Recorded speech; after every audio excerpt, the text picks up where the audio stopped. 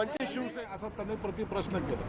मला श्रीकांत शिंदेंना नोटीस मिळाली का नाही याबद्दलचं कोणतीही माहिती माझ्याकडे नव्हती, परंतु हे वाक्य माझ्या तोंडी घातण्यात येतं की श्रीकांत शिंदेंना नोटीस मिळाली असं संजय शिरसाट बोलले, तर कृपया हा गैरसमज पसरू नये म्हणून यासाठी हा खुलासा केला। आज सवेरे आपके चैनल के माध्यम से मुझे इनकम टैक्स की नोटिस दी गई। ये बातें आपके चैनल में चल रही थी। निश्चित तौर से मुझे इनकम टैक्स की नोटिस मिली है, 9 तारीख उसमें दी गई थी। हमने उनसे कुछ टाइम मांगा। 2024 में जो विधानसभा का हमने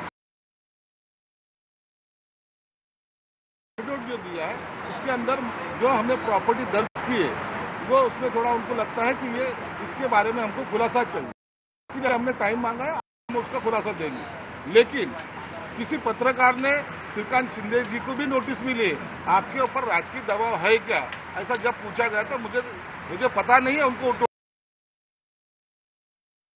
मेरे तरफ से ऐसा कहा जा रहा है, चैनल के माध्यम से ऐसा कहा जा रहा है कि मैंने ऐसा बताया कि श्रीकांत शिंदे साहब को भी नोटिस मिली।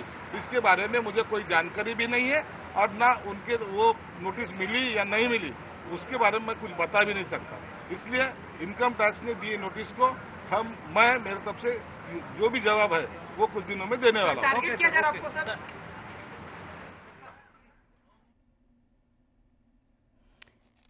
आपण ही बातमी बघतोय। शिरसाट न्यूज 18 लोकमतशी सविस्तर बोलले। नोटीसमुळे चर्चांना उधाण आलेलं आहे। नोटीसची मागे काही राजकारण असेल, मला त्याच्याबद्दल काय माहित नाही, पण आयकर विभागाने जी नोटीस पाठवलेली आहे, आयकर विभागाला मी पूर्ण सहकार्य करणार आहे। मी कुठलाही अनुचित प्रकार केलेला नाही, कुठलाही झोलझाल केलेला नाही, त्यामुळे मला घाबरायचं कारण नाही असं शिरसाट म्हणाले। शिरसाट यांच्याशी आमचे प्रतिनिधी उदय जाधव यांनी एक्सक्लुझिव्ह संवाद साधला, तेव्हा त्यांनी ही प्रतिक्रिया दिली आहे। दरम्यान चंद्रकांत खैरे यांनी संजय शिरसाट यांच्या संदर्भात काय वक्तव्य केलं ते बघूया। दोघेही छत्रपती संभाजीनगरचेच।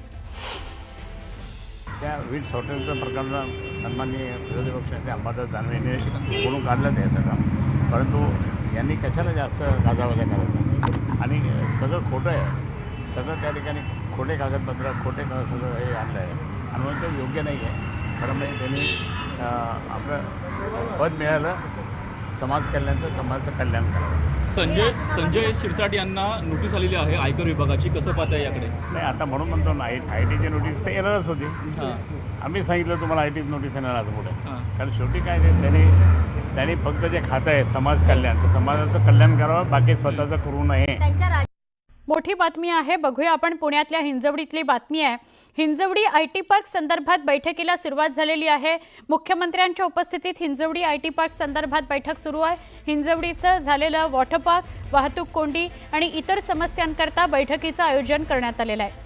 मुळात मुख्यमंत्र्यांच्या उपस्थितीत हिंजवडीमधले जे प्रश्न आहेत त्याच्या संदर्भात चर्चेकरता एक बैठक बोलवण्यात आलेली होती। मुख्यमंत्री त्या बैठकीला उपस्थित आहेत, त्यांच्याच नेतृत्वात ही बैठक होती। आमचे प्रतिनिधी तुषार रुपनवर यांना विचारत, तुषार, हिंजवडीत बनवायचा RT पार्क असेल किंवा तिथले हिंजवडीतले प्रश्न असतील, या बैठकी संदर्भात काय सांगाल? नक्कीच आपण जर पाहिलं असेल सुवर्णा, तर आता पुणे आपल्याला IT हब होताना पाहायला मिळते।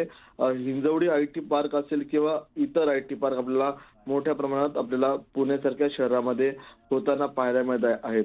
एकीकडे हिंजवडीसारखा IT पार्क होते, तर दुसरीकडे पार्किंग संदर्भात किंवा वाहतूक संदर्भात देखील आपल्याला मोठी समस्या असल्याचं पाहायला मिळतंय। कारण की त्या ठिकाणी सुरू झालेले वॉटर पार्क असेल, वाहतूक कोंडी मोठी असेल, या सर्व समस्यांसंदर्भामध्ये मुख्यमंत्री देवेंद्र फडणवीस आपल्याला प्रमुख सचिवांसोबत, पोलीस अधिकाऱ्यांसोबत संवाद साधतात की तिथली वाहतूक कोंडीचा प्रश्न हा कसा सोडवला जाणार आहे। कारण की वाहतूक कोंडीचा प्रश्न संदर्भामध्ये पुण्यातल्या विशेषतः काही आमदारांनी लक्षवेधीच्या माध्यमातून देखील आपल्याला हा प्रश्न याच पावसाळी अधिवेशनामध्ये उपस्थित करताना पाहायला मिळाला होता। त्या संदर्भातली चर्चा देखील झाली आणि अखेर आता मुख्यमंत्री देवेंद्र फडणवीस या संदर्भातला काय तोडगा काढतात याकडे सर्व राज्याचं लक्ष लागलेलं आहे। खरंय, धन्यवाद माहिती दिल्याबद्दल।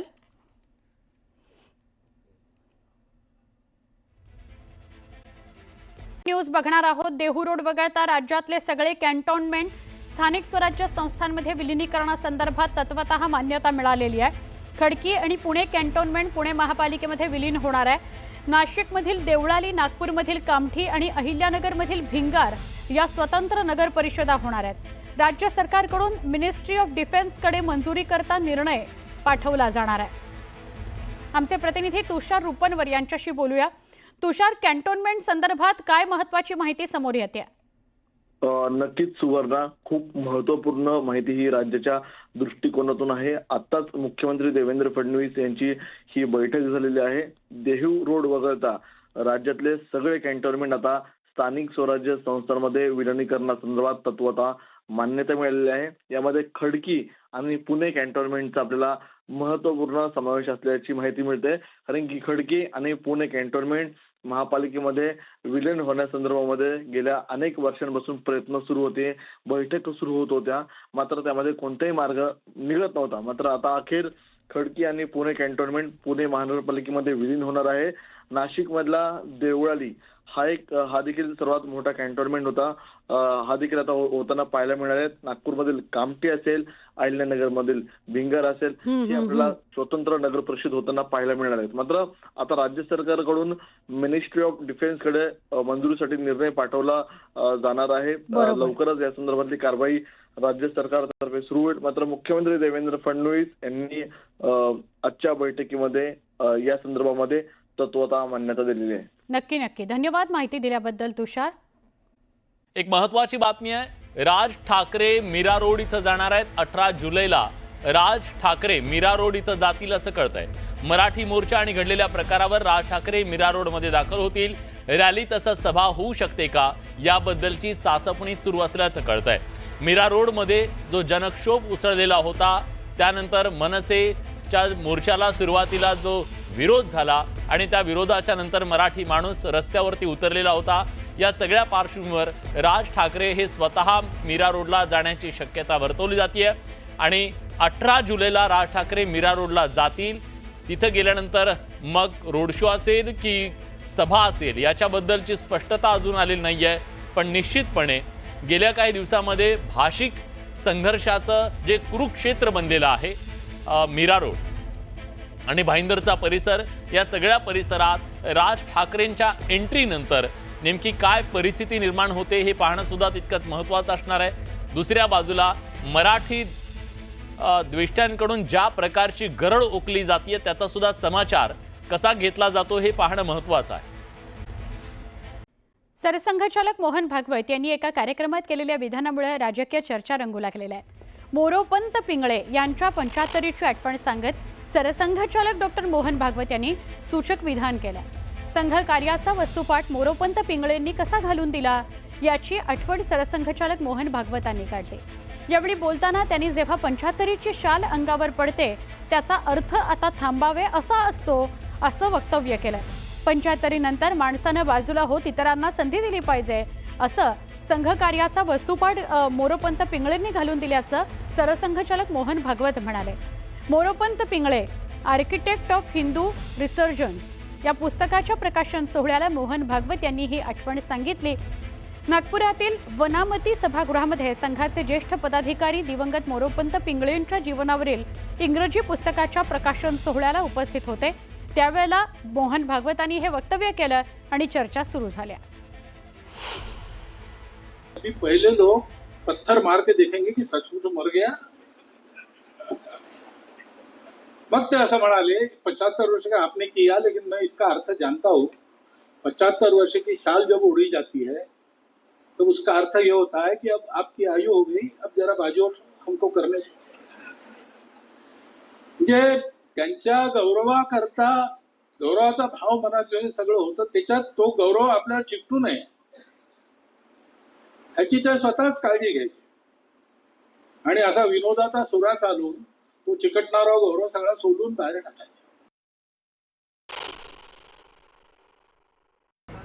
RSS आणि माझं दूरदूरचं कुठलं नातं नाही, बीजेपीचं माझं दूरदूरचं त्या ठिकाणी नातं नाही।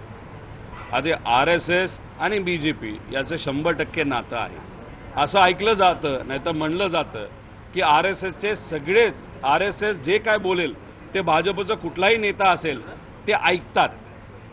आता ते खरंच ऐकतात का नाही ऐकतात हे मला तरी माहित नाही, पण येत्या काळामध्ये आणि खास करून सप्टेंबरमध्ये नक्कीच आपल्याला कळणार आहे RSSची जी ताकद ही त्या ठिकाणी भाजपमध्ये होती ती ताकद अजून आहे का नाहीये.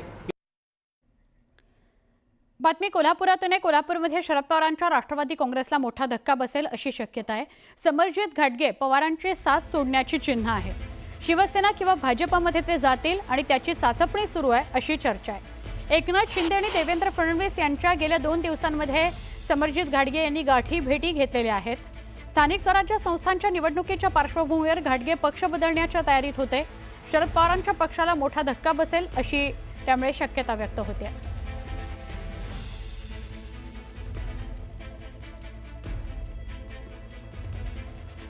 समरजित घाटगे हे विधानसभेच्या निवडणुका होत्या तेव्हा त्यांना भाजपतून तिकीट मिळत नव्हतं म्हणून ते राष्ट्रवादी काँग्रेस शरदचंद्र पवार पक्षात गेले होते. त्यावेळी ते असं म्हणाले होते की देवेंद्र फडणवीसांना मी सांगून जातो आहे. पण आता लगेचच विधानसभा झाल्यानंतर लगेचच ते पुन्हा एकदा स्थानिक स्वराज्य संस्थांच्या निवडणुकीच्या तोंडावर परत एकदा भाजपत किंवा शिवसेना शिंदे गटात येतील अशी शक्यता आहे. त्यांनी गाठी भेटी घ्यायला सुरुवात केलेली आहे.